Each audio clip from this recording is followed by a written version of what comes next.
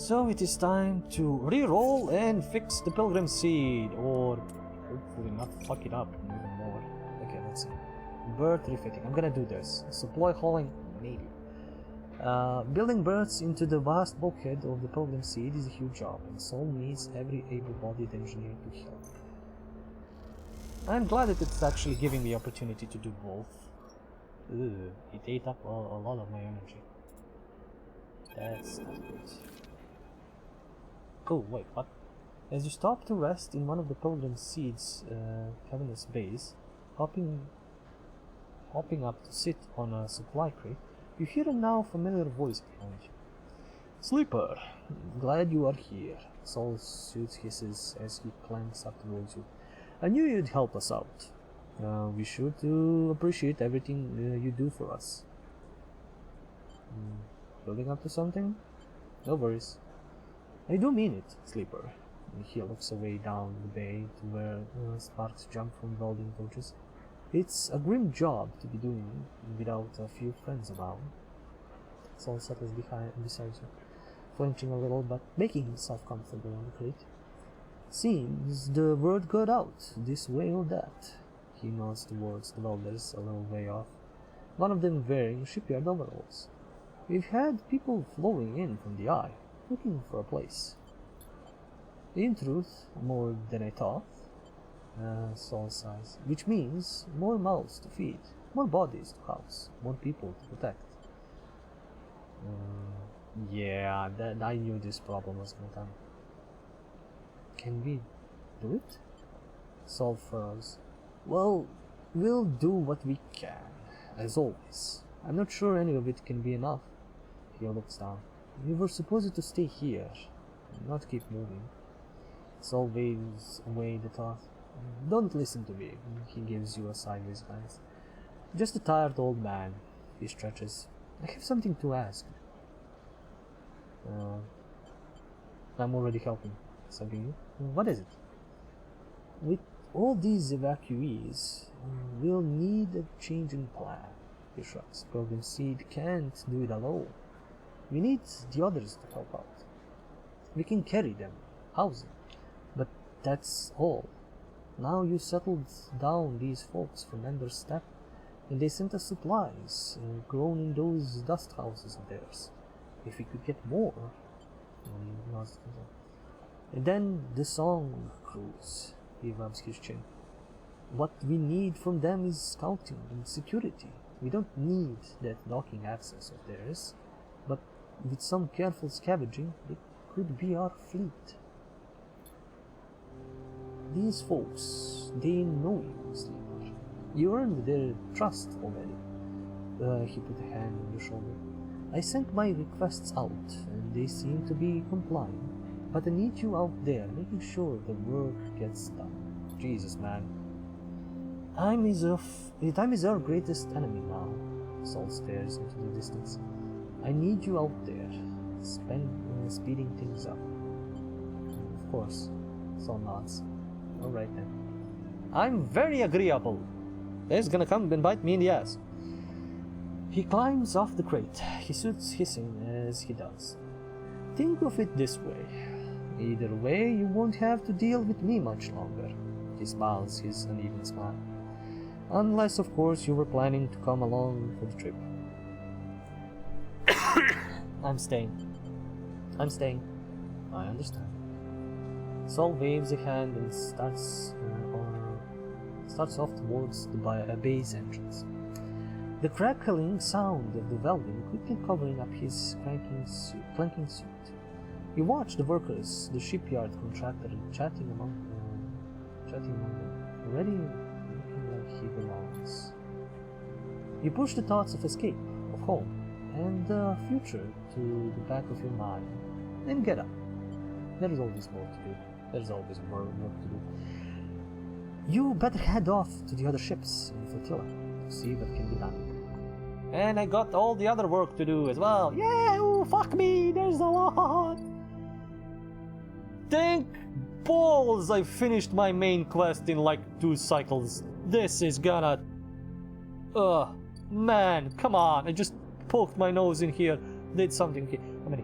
1, 2, 3, 4, 5, 6 dices. Okay, 6 dices for that. Can it be done in another if I have lucky with if I'm lucky with that? Okay, let's continue on with talking to other people. Let's go to Aki. She's cute. She's cute. Cute and cool. I knew you had come. Aki greets you outside of the dust house, her eyes as bright as always. You are very welcome here, as always. Good to see you, Aki. Aki smiles. And you, Sleeper. Aki puts a hand on your arm. Walk with me. As she guides you past the dust houses, you look inside and see other members of the crew working in the orange dust, planting and tending to the steppe ecosystem. We are to be the suppliers for the evacuees. I am sure you have heard. We will put the dust houses to use. She leads you past the dust house where dust is less. The orange glow not as bright, the air a little more clean. We are adapting, slowly, but we are adapting. We have to produce food, clothes, necessary things for the journey ahead. She smiles. The plants of the steppe are once again sustaining a population, and that makes me proud. Aki stops at a half-empty dust house, covered of its sand. It is being filled with mulch. We brought this from the greenway. She stares at green and brown in a strange sight, even to you, now that you are used to the amber dust of the steppe. I admit, it is hard work for us. We are not familiar with these plants. Can you help us? Yes, I am perfect for green mulch and mushrooms. I am the gardener the best. There is too much to do. I will do my best. Thank you, she nods solemnly. I know that the eye is suffering, that it is at risk. I know that what that is like. Thank you. I wish I had a lesson to share with you from our lost steppe. She shakes her head. But for the moment, I cannot see what that might be. She gathers herself. If it gives you meaning, the work here is steady and worthwhile. But you do not have. But if you do not have time, she smiles a weak smile. I will not worry. Hold on to your memories, but not too tightly. She pauses. Sadness will not sustain you. Damn, these are some deep, heavy, heart-wrenching words. Okay, she falls silent, and you both watch the work in the dust house for a while. You can already see the greening fringe of moss on the mulch in the dust house. First signs of new life. Will you soon be like the people of the steppe, leaving behind a home? Or will you be stubborn and hold your ground despite what it might mean? You wait a little longer with Aki, the moment of welcome suspension time. A rare moment in this rush towards an end. You glance at Aki and she pulls a hand on your shoulder in solidarity. After a short while, Aki sighs. It's good to see you, Sleeper. Perhaps we will see each other again before we depart. She walks away, fingertips brushing against the glass on the dust house windows. Aki turns back for a moment, as if she wants to say something, then thinks better of it, and turns away. She loves me. She's in love with me. Oh, Jesus. God damn, there is so much things I need to do. Dust house tending. To be used on the flotilla outward trip, the dust houses need careful tending, especially those being adapted to greenway lands. Harvest automation. Dust house efficiency could be massively improved with an automated harvesting system, but step text needs some help. Greening step. The dust houses now have a new function to feed the evacuees on the journey to the stalwart belt. That means many changes. Jesus, this is a lot. Like, this is a lot. I can need 6 dice for this, 6 dice for the other one. I have sequences, but again, docking axis. Emerald Song for Tilham. The docking axis is in chaos. When you ride this staccato burst of welding torches, the shouts of crews gathering, the rapid flow of supplies and kit from dock to dock. You can tell already that the news of the flotilla's imminent departure has reached this place before you. Come to join the Exodus, Slipper? Come to join the Exodus, Slipper, or something like Baba Vampire, I think, maybe something. Peter approaches you from one of the working crews, a smile on his face, and a lightness in his step you haven't seen before. Jesus, yeah, I have. What is happening to you? Are you enjoying this? Peter shrugs. Refitting our ship, building systems, improving solutions. That's what half of us live for. Are you really surprised?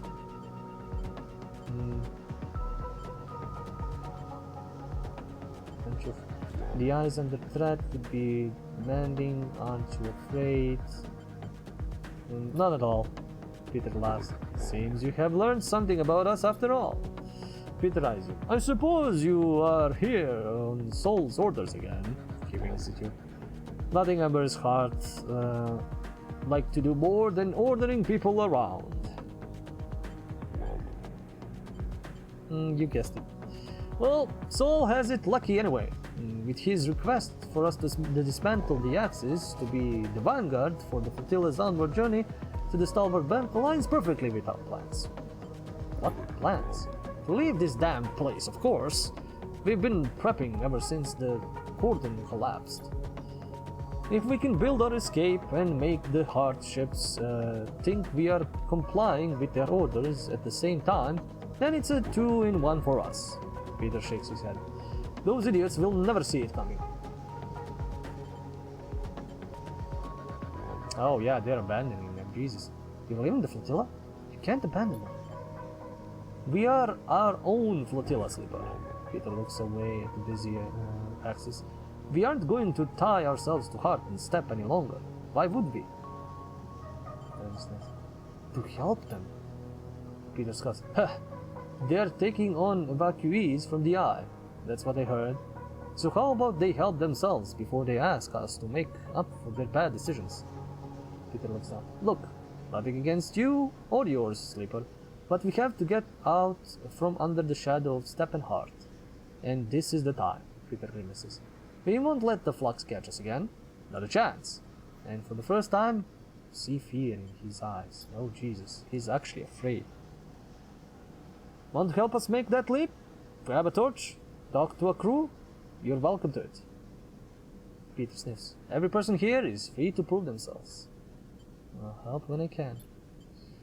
Peter nods. Just a stop on the road, Sleeper. I'm afraid that's all this was. Peter glances out past the docking axis. Through the other windows to the stars beyond. A lot of space out there for those willing to take it. He looks you in the eye. I hope you will be around before we go. If not, he smiles. Stay strong. And with that, Peter thumbs you on the shoulder and heads back to his crew. With a purpose, a direction visible in every step of his rapid stride. I'm helping you last. Because you bastards want to abandon the rest of the goddamn... Crew management. The crew of Ember Song are effective but headstrong and stubborn. They need direction and management. Yeah. The axis reclamation. As the docking axis is dismantled and the individual ships refitted, as much of the material as possible needs to be reclaimed. Docking dismantling. The ships from Ember Song will act as scouts and security for the evacuees. That means dismantling the docking axis. Well, they probably won't act because they're assholes and don't want to do that. Okay, I'm gonna go back, grab some energy. I still have the mushrooms to eat for that. Where is this? And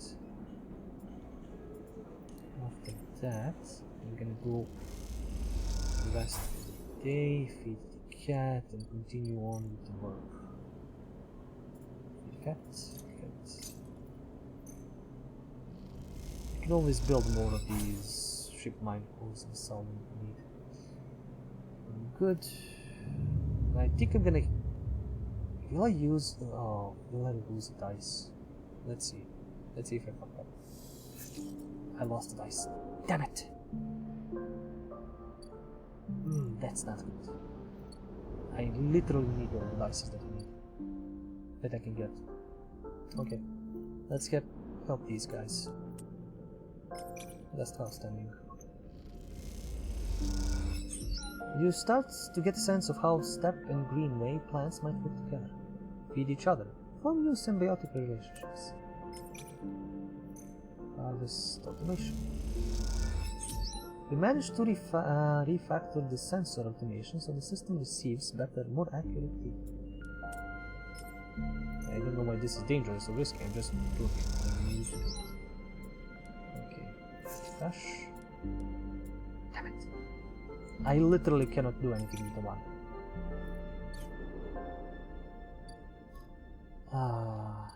It sucks. Basically lost 2 dice. Okay, maybe I can risk this. It will just eat my energy. Okay, great. I have the best luck possible. Energy is good for now. I'm gonna go feed the stray. It's good. Like for most of this, I'm reading, and then I have like 5 minutes of gameplay where I'm actually just doing gameplay stuff, which is cycle and all of that. Check stabilizer. What was the way I forgot? I'm doing mixed research. I don't think it's here. Condition, butter for food. Okay, I can spend money. Mushroom growths is... yeah, so we can get Griola caps or growth spores. That's alright. This is to harvest mushrooms, rare mushrooms, yeah. Hyperlapse. Oh yeah, bring 2 of these for a stabilizer. I'm not gonna use them because I might need them, and I'm gonna keep them. I'm still gonna need to use like 1, 2, 3. Every 3 cycles you're gonna need to use a stabilizer. So cycle and seeing what dice I get. It's shitty when I roll a d6 and I get a 1 after I re-roll a 1. Okay, doable for now. It's like I can work with a 3 and a 4. I don't need 6s basically, but it's still useful. Let's go a bit of this. Oh, we're gonna finish this right now. I'm gonna fix all of these guys, and then I'm gonna fix everything else. Okay, we can complete this. You sit in one corner of the dust house and inspect your work. This dust house, the one where plants from the greenway and some of the steppe species intermingle, has become your favorite.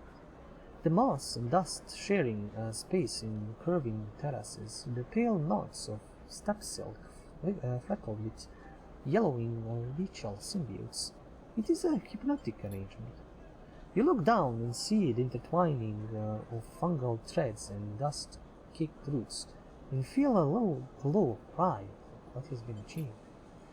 You hear the entry lock of the dust house hiss open, and assuming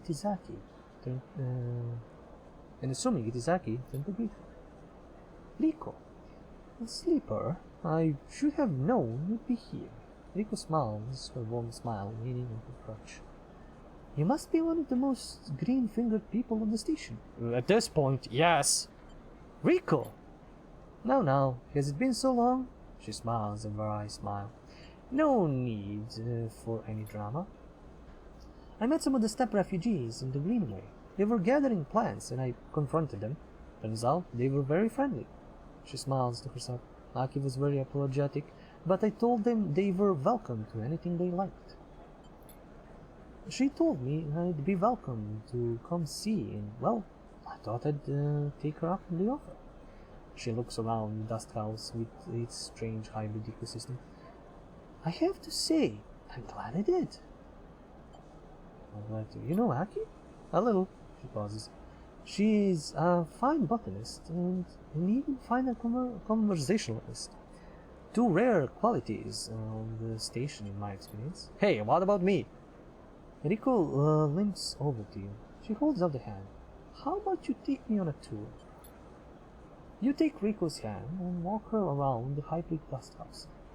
You show her how the step silk knots help provide a strong base for fungal and leachial growths, and how the dust mixes with spores. You show her the different species of step tubers, and the way they feed the soil with nutrients that help herbaceous greenway plants thrive. She nods along her eyes, bright with ideas. She stops after a while and gestures for you to sit together. I know something is happening with the eye, Sleeper. She looks out at the plants. We all felt the flux event hit. Everyone is talking about what's next. I came out here to figure something out, to understand what I might do about it all. You glance at her and see the glossiness in her eyes, and I think I have decided. What you have done here, what Aki and the other steppe refugees have done here is incredible. A whole new ecosystem, built from the strange, artificial, changed remains of two worlds. But I am not of two worlds. I am of the eye. A tear runs down her cheek. Like it or not, I am entwined with the station. I am old growth. I don't have that much time anymore, and it seems to accelerate with every second. She frowns. It blurs together, separates, overlaps, and comes back to me in strange ways. The time I do have, that's time I want to spend on the eye, in the green one, watching things grow. She wipes her cheek.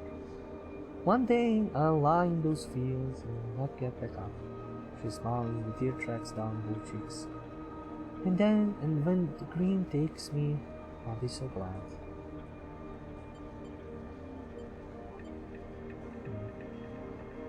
I'll miss you. Rico smiles. The feeling is mutual, Sleeper. She wipes, and I hope that doesn't believe that she thinks I'm gonna leave. She wipes her eyes and turns to you. But that's enough of me blubbering on about it. She furrows her brow. What I want to know is what you are planning. I'm staying. Rico smiles. We all have to get to know ourselves, Sleeper. To know what is it that drives us. I'm sure you'll decide to act in the manner you know, but you also have to ask yourself why it is so. She places a trembling hand on yours. Don't neglect that. Oh, she suddenly lifts both hands. Don't let me forget this. She reaches into her coat and pulls out a transparent bag of sporing crabheads with carefully preserved root systems. I'd like to plant these. If you go...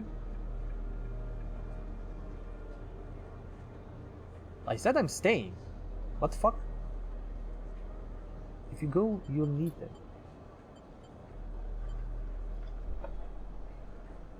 I'm quite sure I said I was staying. Bitch. I think I'm staying. I'm surely staying on the eye. She looks down because the eye. Okay, maybe the step can have mushrooms I can make into the goddamn stabilizer. But I need the goddamn stabilizer. I'm staying on the goddamn eye. She looks down at her feet. And if you don't, well, maybe another sleeper will benefit. She frowns. I can offer that at least. Thank you. She nods. Don't thank me. These are yours, by right. Rico stands and limps over to a pile of mulch. She delicately takes the club heads out and embeds them in the soil there, with precise expectation. Ah, she's planting the club heads. Yeah. She's planting the club heads that I need for the stabilizer. Okay. Yep, that's smart. You should go, Sleeper. I'll be a while. She calls back, not looking away from the job at him. See you around, she says it casually, but there's a note of finality to her speech. See you around. They turn and leave the dust house, cycling through the protective lock, back into the cool, quiet machine. Aki is waiting for me. It's beautiful. She's looking through the observation window, and the green reflects in her eyes. The plants look happy together. She spots Rico with her hands in the soil. Ah, the botanist came. She shoots a look. A friend of yours? Something like that. More than that. She nods. She speaks beautifully about the Greenway. I should go in and welcome her. She pauses. Are you leaving us? Yes. Aki sighs. The first of many goodbyes. She suddenly embraces you, wrapping you in her layers of rough cloth. Aww. She pulls back. I wish you a steady step and a clear path. She smiles. A farewell from my book. Nice. I wish you a steady step and a clear path. Godspeed. Thank you. I wish you the same. She nods and smiles one last warm smile, before turning and entering the dust house. You watch as she walks inside, Rico turning with a smile to greet her. She kneels beside the old botanist, and you see her pointing to the club heads, asking questions. You are unable to hear them, but despite that, you can easily imagine the measured, even tone, laced with excitement that Rico is using. The explainial Rico is using to explain the club heads, the Greenway, and much more. You turn, leaving them to their conversation. Your step is light, despite the burdens you carry, and the smile Rico and Aki were sharing is something still in on your lips as you depart. Well, madam, the flotilla is helped. Help all the flotilla ships. Fucking goddamn. More annoying. Okay, these bastards are gonna be the most annoying to deal with, so let's go with the risky. You're just gonna function my energy. You can even, fuck up my condition. It's not much of a loss. Energy is not of a loss. Great. Waste all of this. Nice. Crew management. You managed to convince two rival crews to work together, fitting their ships. Both benefit from the other's experience. Wasted so much. Okay, let's go back and eat some mushrooms. Did I get some extra mushroom? Oh no. No, she planted club heads. And I need club heads for survival on the trip. If I would go with them. I don't know. Like, after all of this shit that I've done, there is no way I'm leaving the eye. Like, I've fixed so much crap they had. I'm like, no. I'm like, here. I'm sticking here. I'm sticking on this goddamn ship, and oh no, I need to go rest. And feed the cat. I'm sticking here, staying here, doing this. I'm part of the eye. The eye is part of me. I'm part of the eye at this point.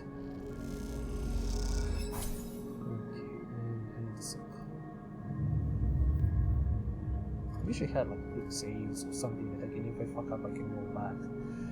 This is not that type of game. And I got shit dice. Well, mostly shit dice. I can still work with that. I can still work with the 4. The 4 is still workable.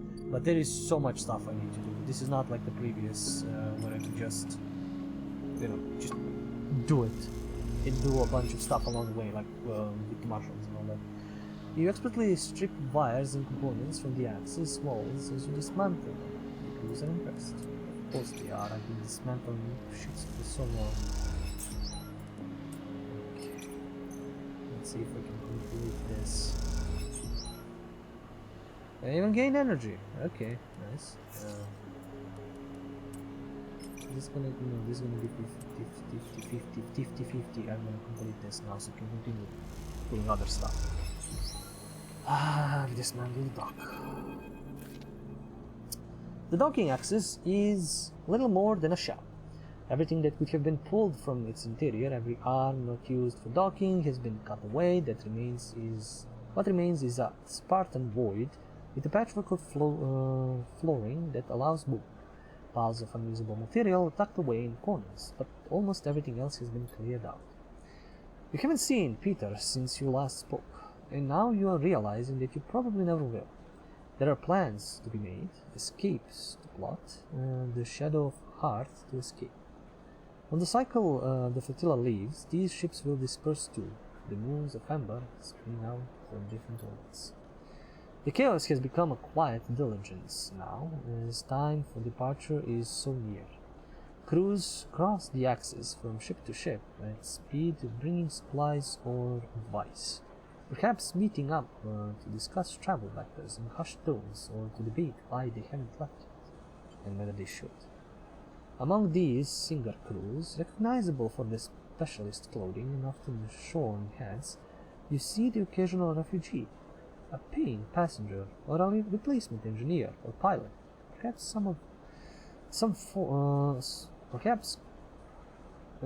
pilot, come from the eye to seek fortune with the Singers. Hopefully I don't get to talk with this Peter bastard. Most of the crews have 2 or 3 of these editions, some more, and you can't help but wish that whatever reason brings them to throw their lot in with the Singer crew, they will still have safe passage. You feel a strange attachment to these citizens of the Eye, settling out for the first time. Well, half of them wanted to go on the Ark, or, the other big ship that is built here, and, got stiffed for that. And then one of them catches your eye, crossing the axis with a crew carrying a large bag and another listener. Look. Tala? Wait. No. I still want to go to your bar and eat your mushrooms. Why are you leaving? No, not even Rico is leaving. God damn, why are you leaving? Tala, you freeze for a second. What is she doing here? Owner of the Overlook. I'm taking over the Overlook if you leave, bitch. She glances around, feeling your eyes on her. Catches your eye. Her face brightens immediately. Sleeper! Tala mutters something to her crew and rushes over, dumping the large bag at your feet and embracing you without thinking. Good to see you. What are you doing here? She sheepishly glances at her bag. Sleeper? She pauses. She pauses again, holding her arms defensively. I'm going to the starboard belt. She waits for your response nervously. I don't understand. She sighs. Do you remember me mentioning my family, Sleeper? My brother. You think back to your Uriola and Lord conversations in the back of the Bantayan.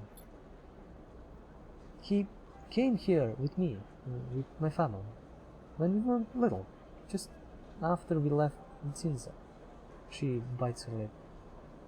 He left when we were both teenagers, jumped on some spacer crew heading to the starboard belt. She sighs, I'm an idiot. He shakes her head. And I'm going after him. She looks down, not sure what to add. Alone? She looks at you. I guess so. I really don't know if it makes sense, or if it's the right thing. But ever since I heard that was where the refugee flotilla was going, well, I couldn't stop thinking about it. What happens to the bar? Someone will have to run it. She leaves a long pause. I can ask Francis. He'd be happy to, or one of the others, she blurts out. And of course, if you are leaving with the flotilla or someone else, it'd be totally okay. You wouldn't need to say yes. It's no pressure. It's fine. Whichever way, I was just thinking. I'm not staying. I'm not sure. Yes, I'm taking over your bar. God damn it, bitch! Why are you leaving? No. If I see Oh shit, if I see those two leave as well, and they probably will, because this is their second chance at leaving the eye. Oh boy, I'm gonna cry. Oh, fuck you, game. This is why I didn't want to finish the game, because it's gonna give me an emotional gut punch so hard. I could run the bar. Tala nods, smiling. I think so. I mean, you can take a second. But, she glances at the crew she was walking with, who are chatting all the way away. There's not exactly much time. So, considering that, she grabs the key hanging around her neck. The key to the Bantanyang. Oh, it's this. Do you want to do it? No, yes. Yes. Tala leaps forward and embraces you again. Thank you, Sleeper. I couldn't be leaving it in better hands. Sleeper running a bar. Weirder shit happens at the eye. At least that way I can feed all the friends I have there. She pulls the key from around her neck and places it around yours, as if presenting a medal. Remember to lock up, especially the back, and remember to empty the still if you are leaving things closed for a few cycles. And she stops herself. I won't be gone forever, of course, she blinks, away a tear. I can come back and check in, maybe once I find my brother. She pauses, unable to finish that thought. Oh, bitch, I wish I can find her in the next game, in the second game. I wish I can find her, or her brother, or maybe both of them. And then she can mention like, oh, I knew a Sleeper on the eye. He helped me a lot. He's running my bar right now. Oh, I wish they added that. She wasn't able to finish that thought. Brother is probably dead if he didn't communicate in so many years. It's like 10 years, maybe more. She smiles at you, and you can see the weight lifting off her shoulders. Her eyes already drifting towards the crew, the ship, the next big thing. She's ready. I better be going. She nods at the crew nearby. Not a good start to keep my guys waiting. She lifts the bag onto her shoulder. Hope that these song guys better bring her to the stalwart belt, otherwise I'll find them across the galaxy and shoot them all in the face. She looks down the curve of the eye towards the overlook. Thanks again, Sleeper, for everything you helped me with. She nods. I wouldn't have been able to leave if I hadn't made things work here. She adjusts the bag. Dad wouldn't have let me. It's not gonna be goodbye. See you around. She nods. Hope so. Then Tala turns, heading back to the crew who will carry her to the starboard belt. You watch her go, and despite the departure, it is hard to feel sad about Tala. You know her energy will carry her forward, and you hope her brother is somewhere on that bright path. You hold the key in your hand, the metal still a little warm from Tala's body. Damn it. You turn it over in your fingers, thinking about how it feels, like a tool and a burden. Nope, not a tool. It's a memory. It's a happy memory. Jesus, how many times I spent with her just eating mushrooms and talking. You can still look up. You can still lock up and leave, you figure. But now that will feel like breaking something fragile. And if you stay, well, who knows what this little metal promise might grow into. Oh, I'm working the bar. I'm so working the bar. I'm working the bar like goddamn boss. We still have 1, 2, 3, 4, 5, 6, 7, 8 cycles. I will be doing this. Okay, both are dangerous, but at least something will happen. Like even if it's a normal, yeah, I lose energy even if it's a success. Because it's 50-50. Okay. I mean, I still need to complete this. There is no way I can back out of this. Okay, I still have a ship core mine. I still have things I can build a ship core mine with. Well, no longer Tala's bar. This is mine. I can do a bar shift, but I also need more food. Cooked sacrifice. Tala always comes to look when you cook nuts. The smell draws her in. You eat mushrooms together. Classical blood. Damn. This game is fucking punching me in the dick with emotions. Okay, he's back, but no, he's almost back. He's done. I have a house, I have a cat, I have a bar, I have Lamb and Mina. Oh, thank God, they're gonna try me. Fuck, they're gonna try me with the refugee hotel. I'm gonna have. I'm gonna be lying. The fact that I couldn't persuade Tala to stay. I mean, I couldn't. For the life of me, I couldn't. Even if I had the option, I would let her go to find her brother. I wouldn't be a bastard that'd be like, no, you cannot go. I'm not gonna let you find your brother. God damn it. This music is so good sometimes. Alright. Let's start refitting the bird. Or maybe I could just do this. Supply home. You hit a good rhythm, and soon the supplies are heading out to all corners of the bottom seat. I'm doing one after now. I think I'm gonna finish this. Random scrap item. Ooh. Nice. Scrap is always useful. And I'm gonna be done. This one. Random scrap item. They just keep coming. Perhaps the flux event scared enough people that they really believe the eye will collapse. Perhaps they are sick of Hevich, of the council's infighting and the hardliners. Or perhaps they just want to take a chance in some new future, a place that is anywhere but here. Whatever it is, the evacuees don't stop. They come on the flotilla's shuttles, on their own ships, however they can.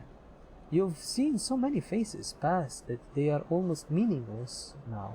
A parade of features that seem both familiar and distant. You've been helping people, lifting bags, bringing in supplies, directing them to the berths you helped build. Some of them recoil from your touch, still unfamiliar with sleepers.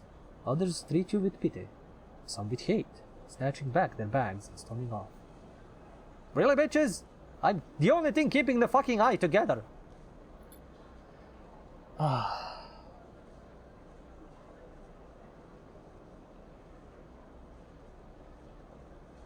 I knew it. I knew it. I can predict story beats like this. Everybody that I know will leave the eye, and I will be the one that is left. At least the guy in his own bay is not leaving. Castor is gonna fuck me up probably at some point.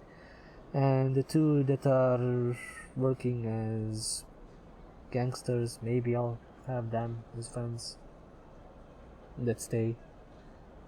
I'm gonna cry now. Still, you help. Still, you carry boxes and bags. Nothing can stop you. Not until you see Lamb and me. The problem is, I know this ship is fucked because their security ships are gonna leave them and they're gonna go to the Stalwart Belt and they're gonna be attacked by bandits or who knows what else. Lamb is lugging a set of heavy bags, weighed down by them, while Mina trails alongside, looking bored. They walk beside an older lady, and as she climbs out of the main bay, they embrace. Wait, what? They walk beside an old lady as she climbs out of the main bay, they embrace. You watch as Mina hides behind her father, angry that she has to say goodbye. You realize this must be Esther, her sometime babysitter. The one Lem mentioned lives a few doors down from them. So, she is leaving. You feel a sudden relief and realize that when you saw them here, in this place, you thought they might be joining the evacuees. That thought filled you with inexplicable dread. Peach game, I hate you. I hate you for this. No. Why you have to be like that? No. Yeah, I don't. God. The game knows me. It wants to kick me in the dick. Fuck you, game. Mina is eventually persuaded to say goodbye, and she embraces the woman tearfully, clinging to her legs. Lem picks her up, comforting her as she crawls into his neck. The woman leaves, waving one last goodbye. Saul's guys taking her bags from her. You watch the scene play out at a distance, but you can't tear yourself away. You see Lem and Mina turn to leave. Go to them. Sleeper! Lem greets you enthusiastically, and when she sees you approaching, Mina smiles through her tears. Was that Ashton? Lem glances at her receding form. That's her. He smiles. I can't believe you two never met. She has been a little spooked by all this, but by all this talk about the Flux event. She's going with Flotilla. He pauses. His smile suddenly fading. You aren't going too, are you? Mina doesn't move, but you can feel her attention during your answer. Thinking about it. No, I'm staying. I'm fucking staying. Fuck yeah, I'm staying with you guys. I picked the 3-body problem. I'm sticking with you guys. Like I think I don't know if I read it when I was watching the series, but I think I read it maybe off stream. What happens if you pick the choice to go with them on that series of ships, whatever, on the arc basically. And you technically, you watch Mina a few times. You know, you watch Lambda, you watch Mina kind of grow up. Like a few times, you get turned on and turned off because you don't have the stabilizer, so they're keeping you off most of the times. And then you basically die and you leave her alone, which is sad. Like you basically leave, like Lamb leaves Mina, you leave Mina. She's just no, you couldn't do that. Anyway, Mina doesn't. He smiles. Glad to hear it. Mina seems to settle to at this response. He shifts his weight. What do you think to it, Slipper? Is this Flux going to take this place down? There's all kinds of crazy rumors flying around. He glances around. Some folks even say they're starting up an old can channel. But that's crazy, right? Don't listen to rumors. It's true. The ice just. It's not that crazy. Land froze. Well, I'll be. He puts a hand on Mina's head. I guess this place is on borrowed time after all. I don't think I have another move. I don't think I have another move in me, Slipper. He shifts his hand over to Mina's ear. This is our place now. Me too. Lamb nods on. Well, alright then. At least we'll all be here together. Don't leave us! Mina suddenly leaps out of Lamb's arms and grabs you. You stumble under the sudden weight. Mina has gotten big while you weren't watching. You hug her back, little fingers digging into your shoulder. I said I'm not leaving. Stay silent. I am not going anywhere.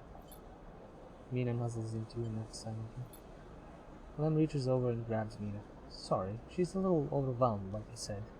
A little hungry too, right, Meanie? Mina nods softly. I better go find a place. Len smiles widely. So, good to see you. You should come around the apartment when you have time. He looks down at Mina. We'd both love that. Sorry guys, I know I haven't been there a few cycles. That's literally the best place I can get energy back. But I need to use the dice to save this fucking flotilla. Come here. He leans over and, with Mina still in your hands, gives you an awkward hug. He steps back, looking a little sheepish. He goes to say something, then stops. Take care, Slipper. Then he turns and walks away down the bay to the returning shuttles, bouncing Mina as he goes, who laughs appreciatively. And just before they disappear out of view, Mina catches one last bright-eyed glance of you, her face a mask of stubbornness, hiding a trembling hint of fear. Well, I have an upgrade point, so why not use it? Hard to kill. Keep 2 dice even when condition is breaking. I mean, I literally need 3 points, which I'm not gonna get, but I have managed to upgrade almost everything. Like, do you understand how many points I needed to spend? I don't think it's possible to upgrade this. Like, I haven't failed, I think. I don't know if this even shows a failure of a try, but I do believe I've completed every try possible. Okay, wait, what's happening now? The terminal flux is happening. I've completed everything I can here. I'm gonna actually go play. I mean, I have the cube, and nothing else is happening. I mean, I don't have an active drive, and nothing is actually active. I like that we can spin this around. Oh, the game was such a gut-wrenching punch. God damn it! I don't know what's worse, if they left or if this. God damn you, game! I hate you for doing that. I was. Damn it!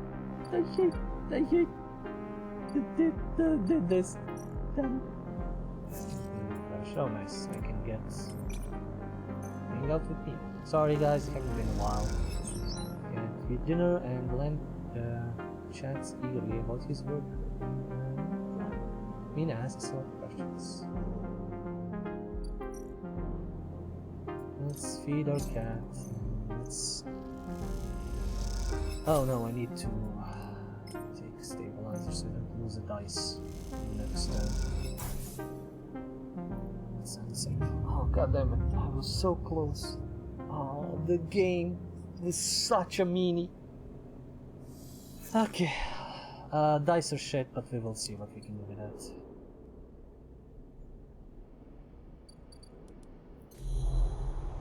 Okay, where is the flux thing? Got the gun, Heaven Age.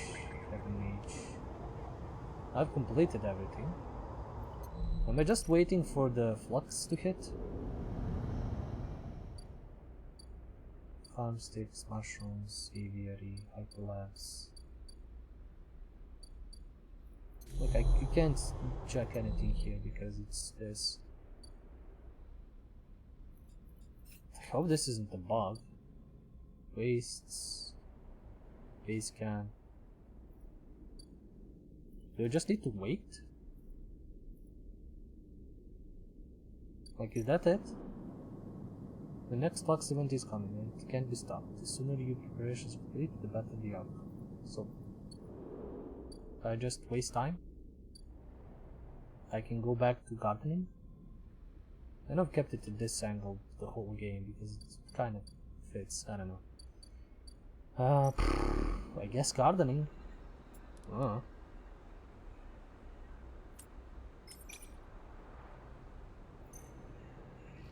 Yeah, plant some mushrooms.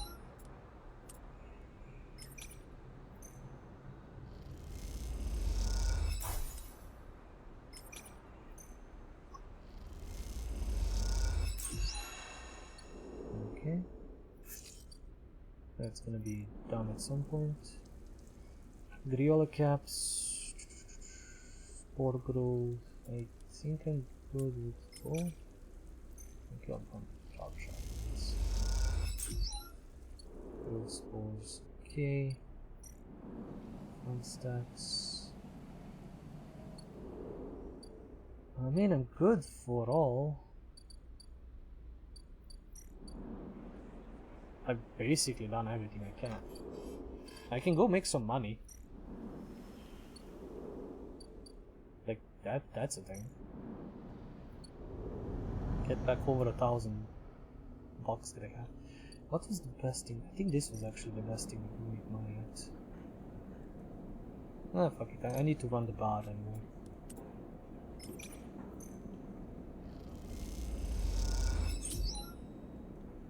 And I got an energy. So, guessing this is it. I mean, nothing is happening.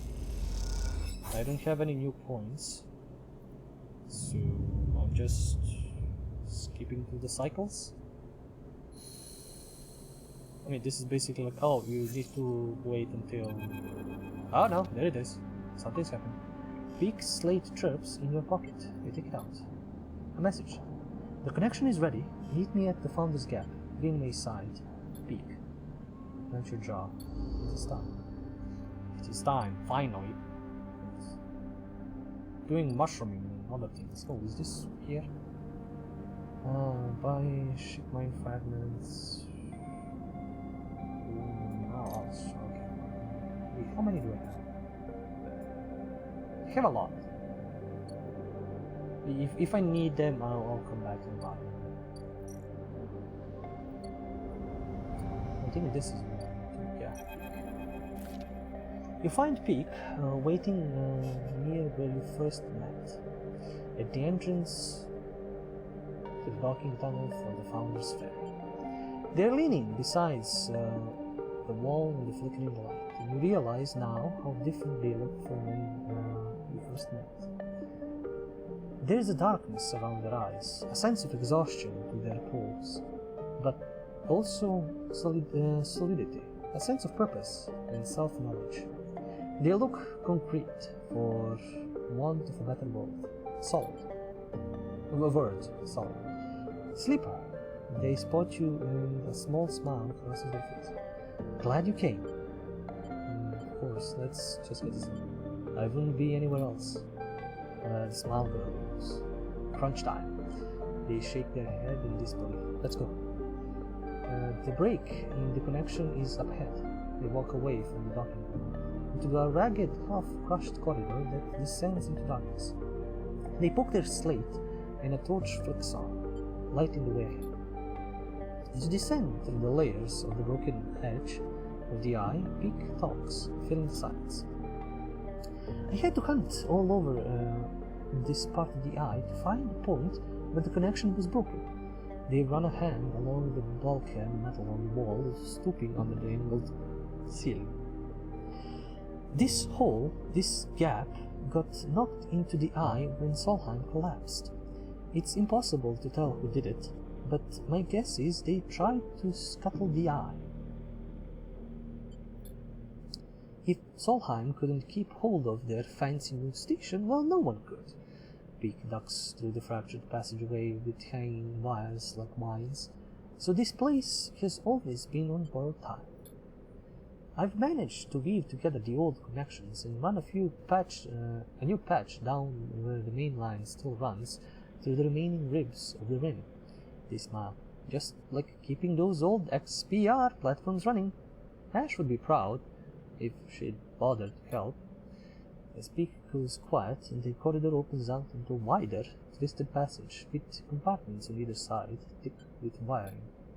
Here, this is the connection point. You can see where Peak has leveled off a panel and hooked up a thick cable to the existing hardware. As thick as a tree trunk, it sneaks off into the dark ahead, its yellow rings making it look like some huge and exotic serpent. What now? Now we make the connection. Peak pauses. You both stand there, staring at the point where the new cable meets the old one.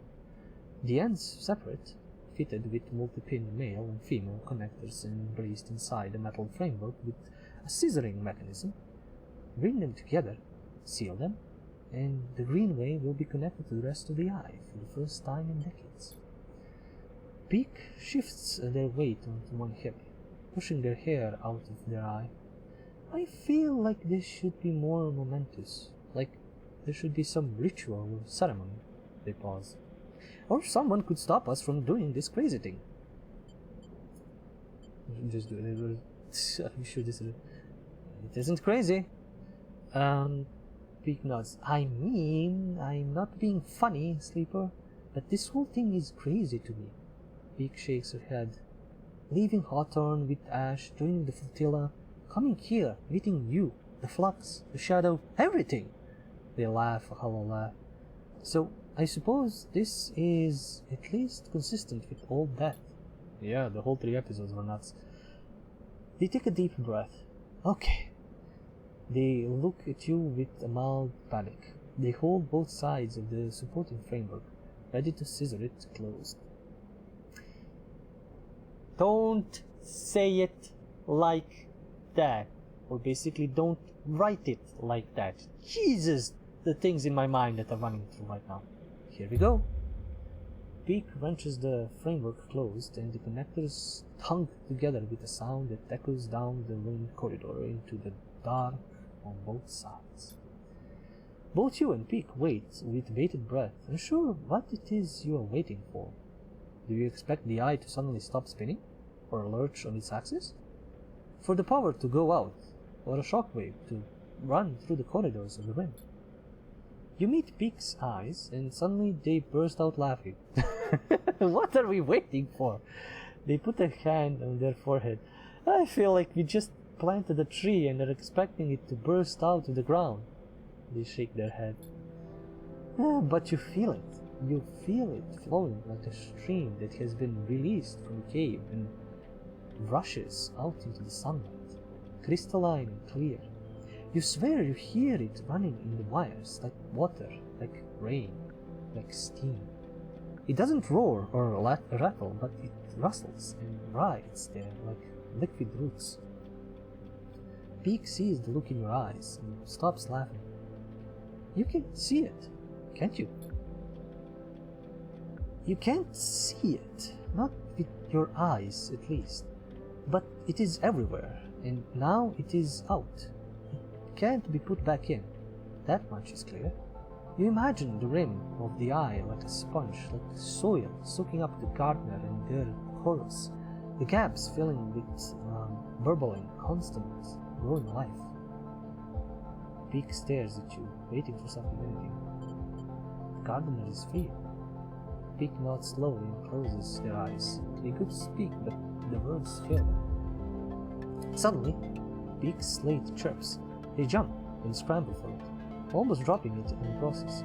But when they stare at it, a look of confusion crosses their face. What happened? Peak's mouth fills open. It's Ash! They swallow. She's leaving! They look at you with panic. Before you can speak, they have turned away and are moving back up the passageway, back towards the entrance. Peak! They don't turn, don't respond. You watch their silhouette lit by their slate's torch disappear rapidly around the corner. You take out the slate Peak gave you and turn on the torch. The wires all around look like pale roots in harsh light, and you turn away from them. They are gardeners now. You work your way back to the corridors, retracing your steps. You imagine Peak panicked, running towards the cauldron, realizing that their greatest fear has come to pass. You wonder if they will be able to persuade Ash to stay. If Ash is gone, you think, then the flotilla must be leaving too. The thought makes you shiver in the darkness, and you push it away. You're not ready. You focus on avoiding the hanging wires and the low ceiling and make your way back out into the lit corridors of the Founder's Fairy Dock. Oh fuck, it's Castor. I'm fucked. Castor is waiting. He holds up his hands. Now, sleeper. No need to fear. He raises his eyebrows. I understand now. It was my mistake to try to force you. A miscalculation. You tried to kill Peak, you bitch! You asshole! I should punch you in the face repeatedly right now. Why are you here? Good. Questions are good. He pushes his glasses up his nose. I am more than happy to answer any you may have. I won't hold you here, sleeper. Castor stands to the side. But I wish to speak. You stop, giving Castor his opportunity. Castor nods. At first, I thought that, if you'll excuse the turn of phrase, taking possession of your particular talents was the opportunity.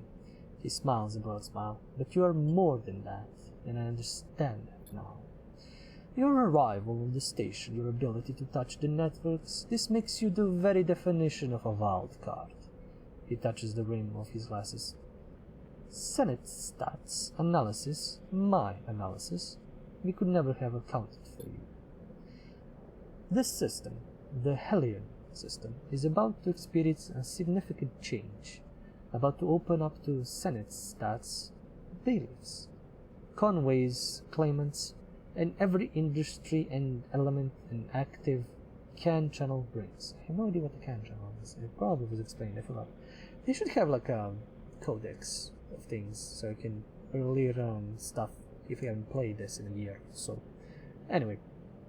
Yet this very cycle, you let another wildcard free. Gardener.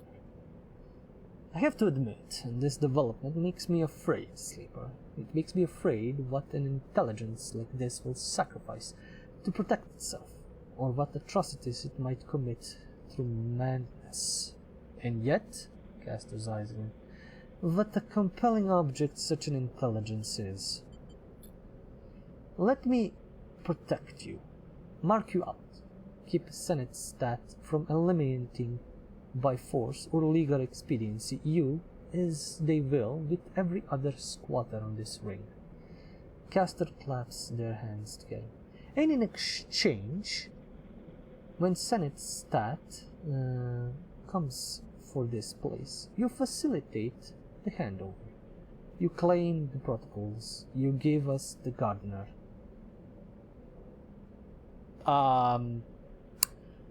How about you go fuck yourself? Never. Castor takes off the glasses and polishes them. Disappointing. You begin to leave. As you approach, he speaks quietly, an urgent whisper. I do not wish to see you lost. You are of great value, if you are going to see that realized. You push past, ignoring him, and his voice fades. The least you see of him is his slow nod, perhaps a mark of resignation, or just another deferral gesture aimed at manipulating your response.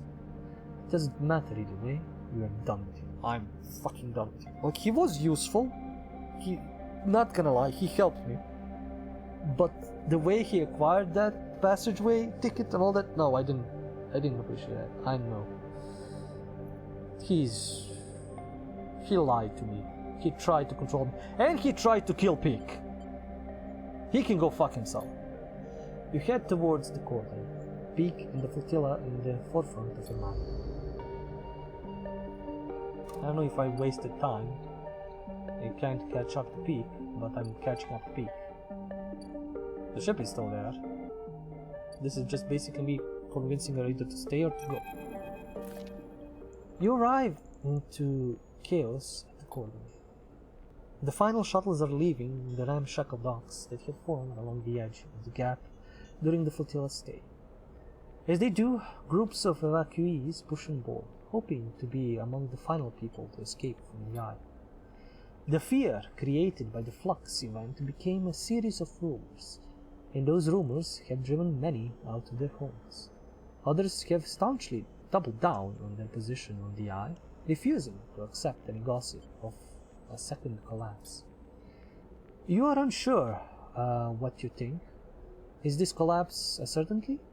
Will Peak's actions this cycle have changed anything at all? You are tired of these questions and instead set out to look for your friends. You quickly spot Peak and Ash at the far side of the chaotic bay. You quickly make your way through the crowds, slipping between the gaps in the rushing evacuees, stepping over bags and luggage. Hey! Progress is slow, but as you approach, you can hear their voices over the crowd. You try to push closer, but there are many evacuees gathered around them in their shuttle. You have made your decision, Peak, and it puts you against me. Ash is standing with one foot on the boarding ramp while Peak argues with her. The evacuees are eyeing them, eager to intervene, but intimidated by Ash's evident strength and attitude. Blah, I would be. Ash, it doesn't have to be like this. Peak looks desperate. tear tracks already on their cheeks. We can find a way. Ash speaks her head. I have always protected you, Peak. I have taken you under my wing. But I understand that you are not mine to control. And you have chosen to be here and not with me, despite everything. I have chosen to stop running, Peak cries out in frustration. You can choose to stop running too. We can stay here and try to live. Don't you remember what it feels like to live, Ash? Ash turns away. I remember what it was like to live on Hawthorne, what it was like to be worried for your safety every cycle, to live under the control of my mother, of the administration, to work to maintain something that no one wanted, no one needed, so that our corporation could maintain a foothold in this system. You talk as if this place and the very same system is any different? What is there here to do but the same grind for other masters, for employers, administrators, for those who came from our struggles? There may not be a corporation controlling the eye. There is control. There is power in action here. So what then? Peak shouts. You run from anyone or everyone who could ever be close to you in search of freedom? In search of some perfect place where no one has power over you? Peak is crying openly now. I want to be part of something, Ash, even if it is broken and suffering, even if it cannot be free. Ash pauses and takes a deep breath. She nods, her eyes closed. This isn't Hawthorne anymore. We aren't tied by our childhood or by our shared need to escape. We are both just people in this system. She opens her eyes. I release you, Peak. You are free. Ash, please. They hold out a hand. There is a life here if you want it. Ash turns and smiles. Peak, her eyes. Ash turns and smiles and Peak, her eyes wet now too. Then you live it for me, Peak. I can't. Then she climbs up the boarding ramp. The evacuees taking their chance to climb on board too. You watch as the shuttle closes its ramp, lifts off and leaves the bay. The crowds are dispersing now, as they get onto the shuttles or say their goodbyes and move back into the main part of the cordon. You push past the last of them to reach Peak. Peak doesn't turn as you come closer. Sleeper. She's gone. She whispers Tisa. She chose to leave. Peak nods. I've known her my whole life. They wipe their face, but since we arrived, we've been going different directions. They turn to face you. I'll miss the Briar, but she'll serve Ash well, and I know that. Sleeper! The shout comes you by surprise, and as you turn, you see Saul coming across the bay towards you. The last two shuttles loading up behind him. He reaches you, his suit hissing as he does. Can't believe you'd make an old man run across this bay to get you. He pauses to take a breath. The singers have gone. They left at the start of the cycle. They broke away from the flotilla. You smile as you think of Tala, safely cradled with one of those sleeper ships, on her way to the Stalwart Belt, and hopefully a reunion with her brother. Godspeed, Tala. I will be drinking in your honor. What are you smiling at? Saul interrupts your thoughts. They forced our hand. We have to leave now. Saul shakes his head. If we follow close enough behind, maybe they'll end up being our scouts anyway. I reckon any hostile spacers out there will give him a wide berth. Not like they're not gonna give you. Pilgrim Seed will need a little time to make our way out of the cordon, but I'm heading back now to get her started. Thankfully, the steppe ships are sticking with us, so we'll be plenty well supplied for the journey to the belt.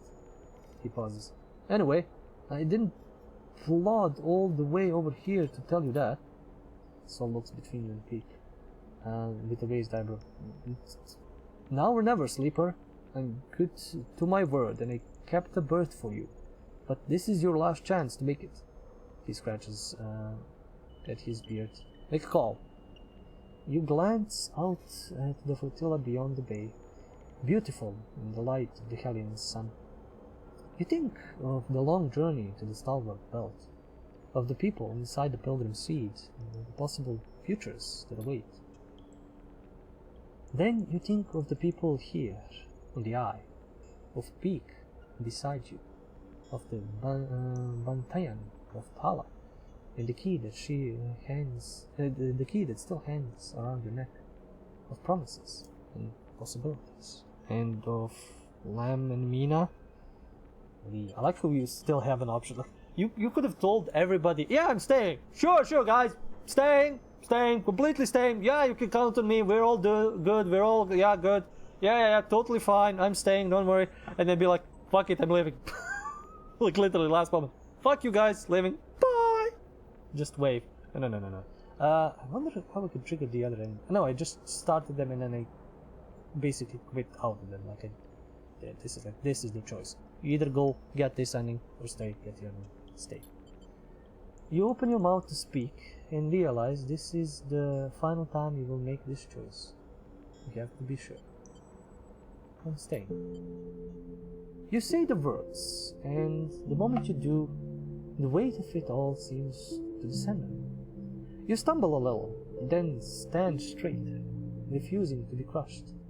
You feel a tightness in your chest, and a haze blurring your thoughts. I wish you could have like an option to see what the other choice is. I think even if I reload, I don't get it. So I'm gonna need to, I don't know what happens if I leave. Sol nods. Good luck, he sighs. You'll need it. He grips your shoulder and meets your eye. In the haze, his pitted and rough hand feels so real, so detailed, that it grounds you.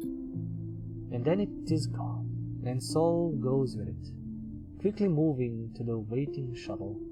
As he does, you watch, unable to speak, your whole body pulsing. And then another hand falls on your shoulder, and it grounds you once more. Yeah, I could have just left her. That would be a gut punch for her. You turn to see Peak's bright eyes. Let's go, Sleeper. You nod, and seeing how unsteady you are on your feet, Peak puts an arm around you and steers you towards the entrance to the bay. As they do, you hear the roar, feel the wind, as the shuttle lifts off and angles towards the flotilla. You don't turn. Instead, you keep your head down and focus each step. As you do, you feel Peak beside you, holding a little of your weight, and you holding a little of theirs.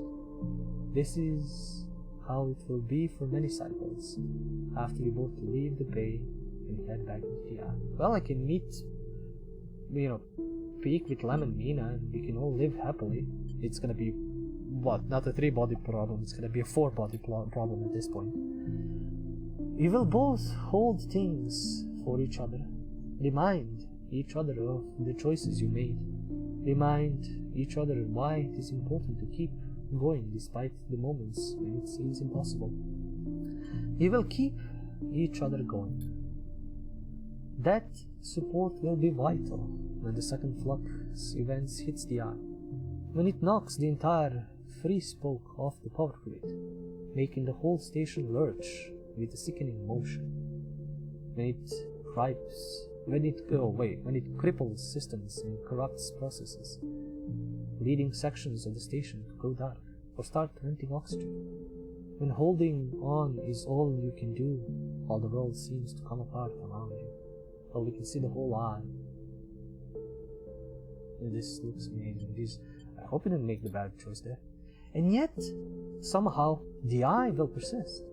Systems will resist, but to collapse in ways that will seem inexplicable to many, but to you and Peak they will signal the awakening of a new force within the station. Yeah, the systems will resist the collapse in ways that will seem inexplicable to many, but to you and Peak they are ready to let it run. This is amazing. You can see the eye like this. I can't move the camera at all, but this is all cool. It's basically broken half of the station. It still works. That new force will bring with it new challenges and new possibilities. In equal measure, strange growths will be reported all around the station in the wake of the flux event. Fungal crusts pushing through pipes and wiring. We're gonna make this station green. The eye will go wild and vacant, becoming a station of increasing unpredictability, prone to a seasonal rhythm of spore clouds and sudden growth spurts. More mushrooms for my mushroom bar! There will be a strange and unsettling beauty to this paradigm shift, as the greening of the station turns in from a corporate ruin to something altogether new assemblage of biological and mechanical structures. Rico will take on this challenge with energy that seems impossible for her age, and until her final day she will delight in the new mysteries the eye and its gardener produce. And as this new era consolidates around the station, you will find yourself in the Bantanyan host cycles, working to keep the place alive. At least I got a job, I got a permanent job. I can support Lam and Mina, help them out, Peak can work with me, and all that.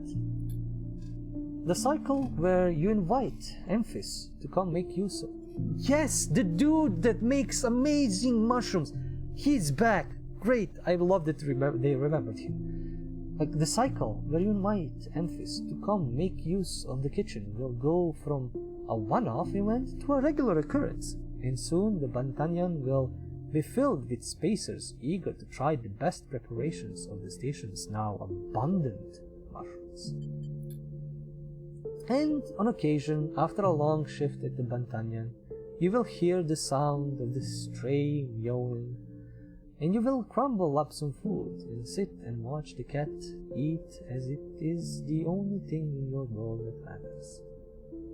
Kitty cat is still with us. However, into all this newness, the bad old ways will still intrude. Senate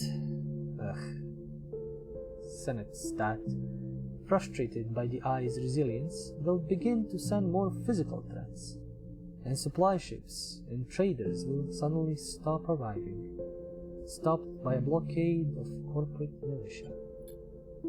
Life on the eye will be punctuated by wide-channel broadcasts from Senate staff stating legal precedents in voting deeds of ownership, staking a claim on the system. Meanwhile, Heaven Age's hardliners will fizzle out, losing their grip on the Heaven Age Council in their wake. Helen will spearhead a series of reforms that will scale back Heaven Age's overreach, returning them to the caretaker role they had always intended to fill. As the cycles roll on and the threats gather, new broadcasts will join them, sent by convey extractions, making counterclaims and assets within the Hellion system, and many on the eye will grow quiet, losing their appetite for debating these political machinations as they tilt inexorably towards a corporate war. Like, it's interesting everything that we did, everything that's been done. Like, it could have ignored some of the quests with the mushroom guy, with the Bantanyan. But it's all like fitting in right now. It's all working. You know, we're all describing. I still haven't heard anything about some of the characters we've met, but this is the end. This is basically the end. I figured out I'm not going back into the game for any of these. I'm just reading the end, and all the stuff that we've tweaked and turned and modified. Like the Senate stat, the assholes, but everything else is continuing. And ever on the eye will spin, growing now in strange ways, haunted by strange new growths, and housing cultures of increasing resilience. As the Hellion system descends into crisis, you will find comfort in the fungal patterns, the familiar conversations, the spices, and the smells that will accumulate around you as your body continues its unavoidable decay. No, that's bullshit. I have enough mushrooms, all of the mushrooms, to sustain myself with a stabilizer forever. They settle around you like a veil, and in time it will be impossible to see the eye without seeing its many variants and versions, pasts and potential futures.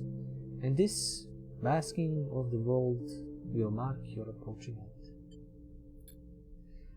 And one cycle, far from now, that accumulation of memories of tastes, people and places, and moments will be last thing you let go.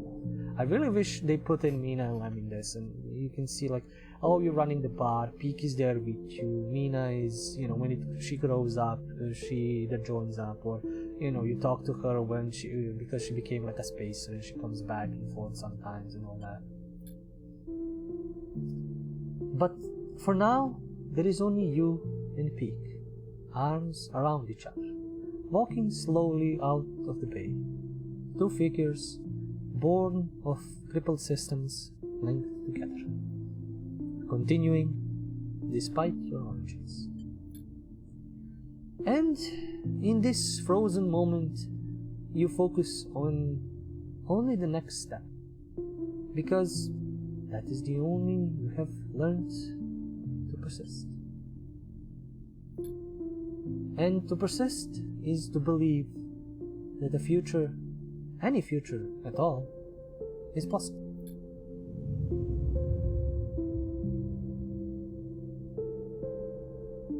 Drug over the Edge. Game created, designed, and written by Garrett Diamond Mark. Character Cornelius Gillian. And so on and so forth.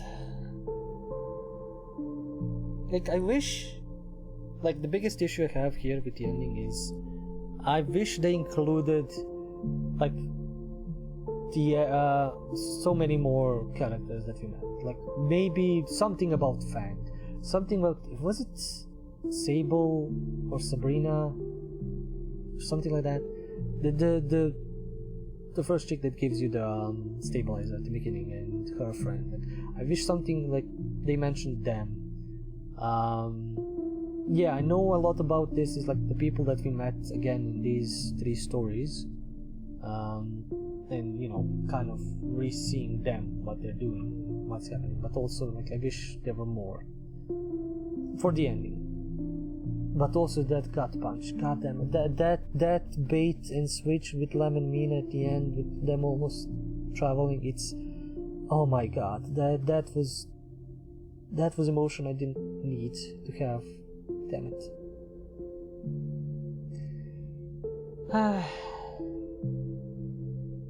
Awesome episode. Oh, awesome. I don't play these so often because I do get emotional. Citizen Slimper to announce. No, it's out. It's already getting out. By the point you're watching this, it's probably already out. This episode, I mean, you're watching.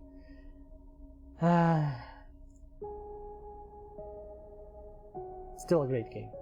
Still, amazing game. Like, as I said before, you can make it inconsequential, like most of the gameplay mechanics, simply by, you know, doing so well that you have all the resources you need, all the dice you need, all the skills that you need. Like, maybe they've, you know, overdone this.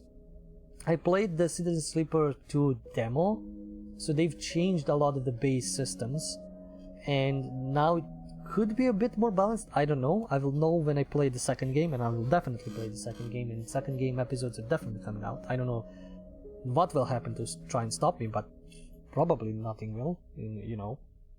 Please don't. I want to play the game. I don't know if the second game is going to be the game of the year for me, because it's coming out in January, and the whole year is going to be nuts with games. Probably most that I will not be able to play because I have a potato PC, but that's my problem. In any ways, Citizen Sleeper, these 3 episodes are great. A great second, technically, send-off to the series, and connection to the next game, because the next game is happening in the Stalwart Belt, or like, I think, yeah, it's Stalwart Belt, but it's called Stalwart Vector. I do wish we see like Tam, or not, fuck, I forgot, the bartender. I wish we could see her in that, and maybe Ash even, like that we stumble into them, that they are like either side characters or just Easter egg characters in that game. I don't think anybody else we knew traveled away. Like some of the these refugees we could meet, like Sol and who knows how, and Aki. But that depends if they want to introduce them. For now, this is great. Like, this is still a very emotional and amazing story. And the music fills all of these moments perfectly.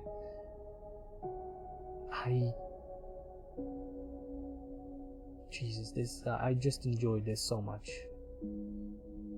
And it was easy. I basically finished the game in half the time it was needed.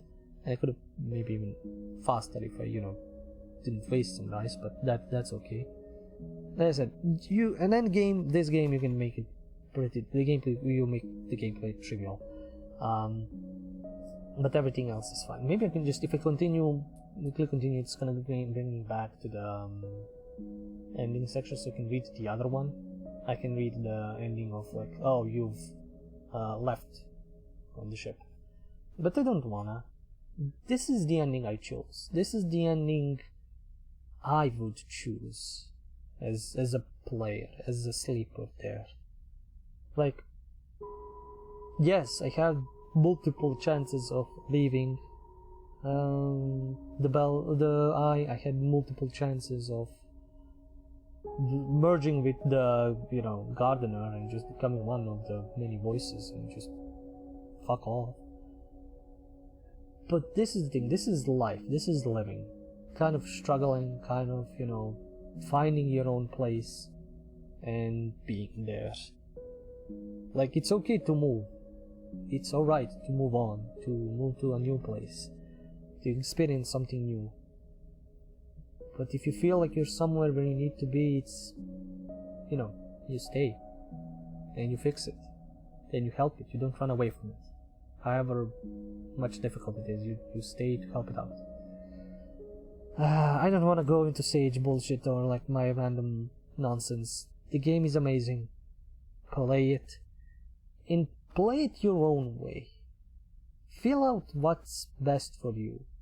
Like, if you really think that's the best thing, if you don't, like, you can still, I think, complete both of these. Like, you can still release the gardener and still you can still release the gardener and you can still leave. Those two options are always on the table.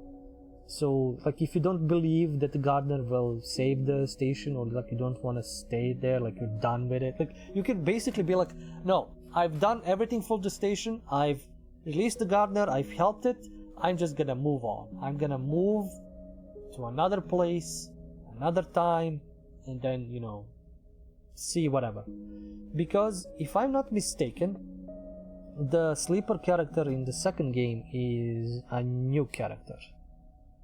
Like, because you start by being chased by the corporation. What was it? Oh, I forgot. It's not Sanitsat. It's something else. The corporation that makes sleepers. You're basically being chased, and you need to figure out a way to get, I think, the tracker out of you or something. I forgot. I played the demo. So that's kind of a thing. You are playing a different sleeper, you're playing different characters. So this isn't like a continuation of you've left and you went to the Stalwart Belt. Because it even says here, step into the body of a new sleeper on the run in the Stalwart Belt as they try to build a crew, take on contracts and find the future. So that's basically it. So you're playing a new character. If I knew that I'm playing the same character and that I'm traveling to the Stalwart Belt and I had to choose the leave option, I probably would have. It would have been painful, but I would have liked to continue the same character and kind of like have benefits of like story connections and all that. But in the other way, no, my choice was to stay. And as I said, this game has enough endings for like even side quests and side stories. So You can pick and choose whichever one you want to do, and however one you think your character would do. But yeah, this is one of the games I've been prolonging on finishing. I have a problem with finishing games. I know. Sometimes I just blast through them, and sometimes I end up not finishing for some unknown reason. I can't tell you why. But I'm glad I finished it. Citizen Sleeper 2 Stalwart Victory is out at this point, probably, that this episode comes out, or it's gonna be coming out soon. And I hope I see you in those episodes. Thank you guys for watching. Thank you for sticking around. Do the like, subscribe, comment, dance. There is Patreon for support. You can check out this madness live on Twitch whenever I stream it, twitch.com/bypenandpaper. Or you can check out Let's Plays, First Hours, Demo Alleys, whatever I do on my YouTube channel at bypenandpaper. Till next time, as always, do remember, it's the stories that we play, and emotional ones that we cry at. Bye.